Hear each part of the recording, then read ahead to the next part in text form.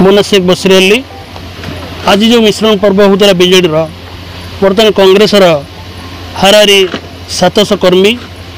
ता सहित आमर प्रेजेंट वार्ड मेंबर 5 जन बीजेपी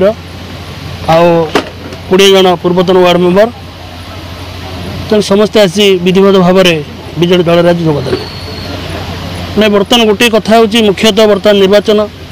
बर्तमान आमर विधायिका प्रार्थी केमी जितबे आउ सांसद प्रार्थी केमी जितबे तेणु ताप पदक्षेप नि बर्तमान विशेषकर आमर जे बापी सर्कल अरविंद सर्कल अच्छा से कांग्रेस थे जे बीजेडी जोगदे नेतृत्व में निश्चिंत भाव में ये बीजेडी आगे बढ़ो आ जित। बर्तमान आमर प्रिय मुख्यमंत्री आपण मैंने जानी आदर्श समस्त अनुप्राणित हो आज बीजेडी दल समस्ते मिशुंट आउ निश्चिंत भाव में षष्ठ थर मुख्यमंत्री सी हे आ भारत वर्ष में षष्ठ थर बोधे किए मुख्यमंत्री ही नथिले से निश्चिंत भाव में षष्ठ थर मुख्यमंत्री ही भारत वर्ष रेकर्ड करेंगे। आज पारादीप गड़ पंचायत एक मिश्रण पर्व विजु जनता दल तरफ करा आमर कांग्रेस शेख बशीर अली नेतृत्व में 100 रु ऊर्ध्व कांग्रेस कर्मी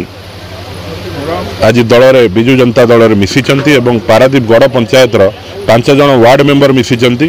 एवं आगामी दिन में आउ 5 जन वार्ड मेंबर मिशिया जाउचंती।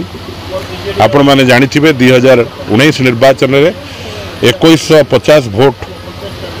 पारादीप गड़ पंचायत रु आमे पाइथिलु मु पाइथिली एवं बीजेडी पाखापाखी 2500 भोट पाइथिले। तो अभी आगामी दिन में जो 2024 1 जून रे निर्वाचन होगापी जाऊँगी पारादीप गड़ पंचायत रे आमे हाराहारी 3000 रु 3500 भोट लीड करने जाऊँ एवं प्रत्येक दिन विभिन्न पंचायत रे मिश्रण पर्व चली। काली मंगराजपुर पंचायत रे मिश्रण पर्व होती आपण माने जानिथिबे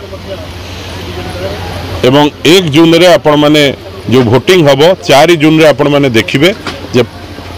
जोड़ा संख्या पारादीप निर्वाचन मंडली लोक मैंने भोट दे